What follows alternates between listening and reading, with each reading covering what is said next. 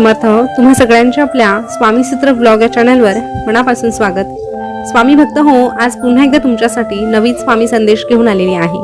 आजचा स्वामी संदेश शेवटपर्यंत आवर्जून ऐका, कारण प्रत्येक स्वामी संदेश आपल्याला नवीन काहीतरी शिकवतो आणि आपलं हे आयुष्य आपण कशा पद्धतीने जगायला हवं या संबंधीचे मार्गदर्शन देखील आपल्याला स्वामी संदेशाच्या मार्फतच मिळत असतं. म्हणून स्वामी संदेश एक प्रकारे आपल्याला योग्य ती वाट दाखवतात आणि जो भक्त स्वामींच्या ह्या संदेशाचं पालन करून त्या वाटेवर चालण्याचा प्रयत्न करतो त्याचा हात स्वामी महाराज पकडतात आणि ज्या भक्ताचा हात स्वामी महाराज पकडतात त्या भक्ताला दुसरा कोणाचीही गरज पडत नाही. स्वामी महाराज बरोबर अशा भक्ताला त्याच्या ध्येयापर्यंत घेऊन जातात. या गोष्टींवर जर तुमचा विश्वास असेल तर कमेंटमध्ये श्री स्वामी समर्थ लिहा, कारण आपल्या पाठीवर हात ठेवणारे जर असतील श्री स्वामी समर्थ तर आपल्या आयुष्यात कधीच घडणार नाही अनर्थ. आपल्या आयुष्यात कधीच घडणार नाही अनर्थ. तर चला स्वामी महाराज आपल्या भक्तांना काय संदेश देत आहे ते बघूया. स्वामी महाराज आपल्या प्रत्येक भक्ताला सांगतात, अरे काही ठिकाणी बोलणं देखील गरजेचं असतं, नाहीतर तुझं शांत बसणं तुला आयुष्यभर काही ना काही ऐकवत राहील. मौन व्रत धरणं हे कितीही उत्तम असलं तरीही काही ठिकाणी मात्र तुला तोंड उघडावंच लागेल.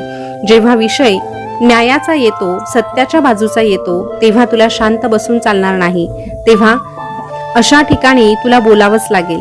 अरे आजकालच्या युगामध्ये तुझा स्वभाव काही लोकांसाठी तुला तिखटच ठेवावा लागेल, कारण गोड लागणारा ऊस लोक चावून चावून खातात, पण तिखट लागणारी मिरची चावून खाण्याची हिंमत कोणीही करत नाही. त्यामुळे तुला काही लोकांसाठी मिरची सारखंच वागावं लागेल, जेणेकरून चुकीचे लोक तुझा गैरफायदा घेणार नाही. हो, पण तू देखील जाणून बुजून कुणाच्या भावना दुखावू नको, कुणाला फसवू नको, कारण त्याचा हिशोब तुझ्या कर्मांमध्ये आपोआप लिहिला जाणार आहे.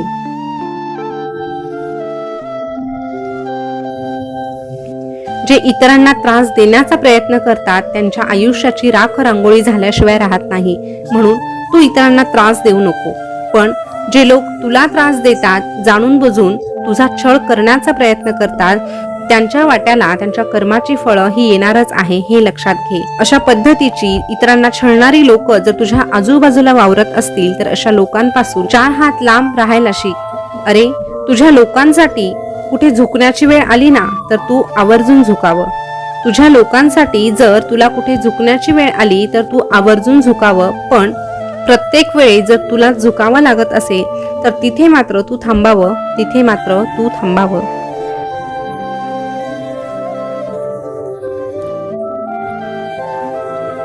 अरे एखादं नातं निभवण्यासाठी दोनही व्यक्तींना सारखेच प्रयत्न करावे लागतात, पण एखाद्या ठिकाणी जर तूच प्रयत्न करत असशील तर समजून घे की समोरच्या व्यक्तीला तुझी गरज नाही आणि अशा व्यक्तीपासून लांब राहिलं तरच तुझं भलं होणार आहे.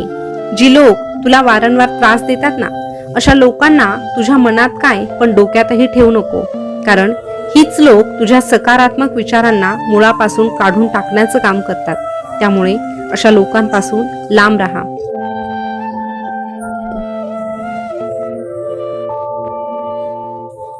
कारण अशा लोकांचा जर तू बदला घेण्याचा विचार करत असशील तर तुझे सगळे सकारात्मक विचार त्याच ठिकाणी जळून राख होतील आणि तुझ्या मनामध्ये, तुझ्या डोक्यामध्ये फक्त आणि फक्त द्वेषाची भावना निर्माण होईल. जिथे द्वेषाची, रागाची भावना निर्माण होते त्या ठिकाणी त्या व्यक्तीचा सर्वनाश झाल्याशिवाय राहत नाही. म्हणून अशा लोकांचं चांगलंही करायला जायचं नाही आणि वाईटही करायला जायचं नाही. त्यांच्या कर्माची फळं देणारा तो भगवंत खंबीर आहे. त्यामुळे अशा लोकांचा विचार तू करण्यापेक्षा त्या भगवंताला करू दे.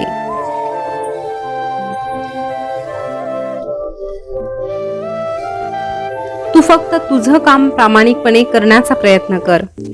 अरे सवडीने आणि आवडीने नातं सांभाळणाऱ्या लोकांना तू ओळखायला शिक. जेव्हा तू सवडीने आणि आवडीने नातं सांभाळणाऱ्या लोकांना ओळखतो ना, तेव्हाच खऱ्या अर्थाने तुझी कधीच फसवणूक होत नाही. काही लोक त्यांच्या सवडीप्रमाणे तुझ्या जवळ येतात, पण काही मात्र आवडीने तुझ्या जवळ येतात. जे सवडीने तुझ्याकडे येतात ती लोक फक्त मतलबी असतात, पण जी आवडीने येतात ती मात्र सर्वस्व तुझी असतात. अशा लोकांना जपायला शिक, कारण अशी लोक तुझ्यासाठी तो वेळ खर्च करत असतात जो वेळ त्यांच्या जीवनामध्ये परत येणार नाही. आणि अशी लोक जर तुझ्या जवळ असतील तर तू स्वतःला भाग्यवान समज, कारण या कलियुगामध्ये अशी लोक मिळणं फार अवघड आहे.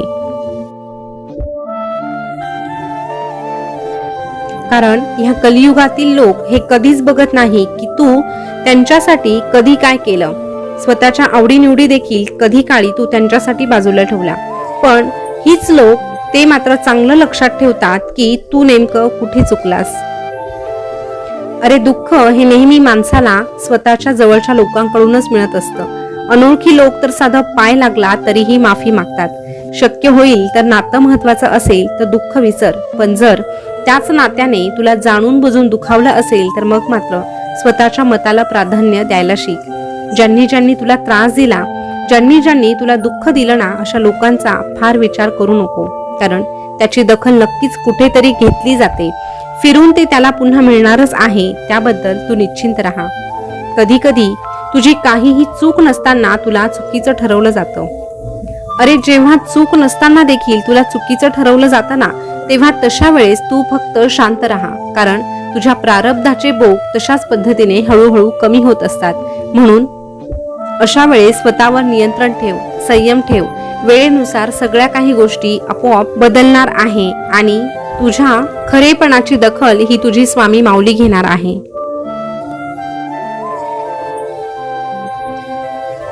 ह्या जगाचा अति विचार करण्यापेक्षा तू जर आमच्या नामात रमला तर निश्चितच तुझं भविष्य उज्ज्वल होणार आहे.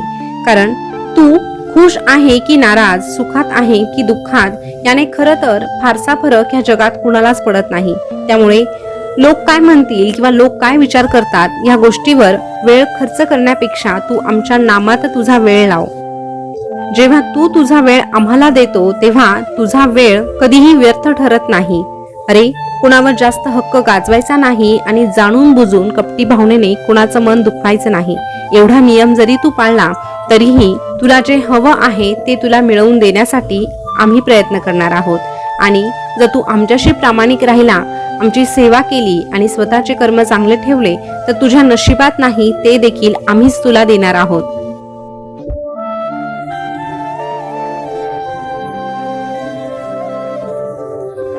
प्रसन्नतेचं सगळ्यात मोठं रहस्य हे असतं की ना कोणाकडे अपेक्षा करायची, ना कोणाची उपेक्षा करायची. ना कोणाकडे अपेक्षा करायची, ना कोणाची उपेक्षा करायची. हा नियम जरी तू तुझ्या आयुष्यात पाळला तर तुला कधीही दुःखाचा सामना करावा लागणार नाही. अरे उगाच जर कोणी तुझा द्वेष करत असेल ना तर त्याची फक्त 2 कारणं असू शकतात. एक तर त्या लोकांना तुझी भीती वाटते किंवा ते लोक तुझ्यासारखे कधीही बनू शकत नाही. म्हणून द्वेष करणाऱ्या लोकांचा विचार करत बसण्यापेक्षा तू स्वतःचा विचार कर, स्वतःच्या भविष्याचा विचार कर आणि सोबत आमचं नाम मुखात ठेव. अरे जीवनात प्रत्येकाच्या अडचणी येत असतात, पण जीवनात अडचणी असून सुद्धा जो ओठांवर हास्य आणतो ना तोच खरा कलाकार असतो. ज्याला हे जमतं ना तो ह्या जगाच्या पाठीवर कुठल्याही दुःखाचा सामना अगदी हसतमुखाने करू शकतो. नकारात्मक विचारांच्या लोकांपासून दूर राहायला शिक. जेवढं तू नकारात्मक विचारांच्या लोकांपासून दूर राहणार आहे तेवढंच तुझं भलं होणार आहे. दुःख सहन करणारा माणूस एकटा कधीच नसतो. दुःख सहन करणाऱ्या माणसासोबत नेहमी भगवंत असतो. अरे दुःख सहन करणारा माणूस एक ना एक दिवस सुखी नक्कीच होतो, पण दुःख देणारा माणूस मात्र कधीच सुखी होऊ शकत नाही. म्हणून शक्य तितकं सुख वाटण्याचा प्रयत्न कर, पण दुःख देण्याचा प्रयत्न कधीही करू नकोस. जीवनामध्ये तुला जर काही मिळवायचं असेल तर तुला लोकांकडून अपेक्षा कधीच करावी लागणार नाही. तुला अपेक्षा करायची असेल तर ती फक्त स्वतःकडून. जेव्हा तू स्वतःकडून अपेक्षा करतो, स्वतःसाठी स्वतः प्रयत्न करतो, तेव्हा हा परमेश्वरही तुझ्या मदतीसाठी पुढे येतो आणि तुला एकच सांगतो, भिवू नकोस, मी तुझ्या पाठीशी आहे. भिवू नकोस, मी सदैव तुझ्या पाठीशी आहे.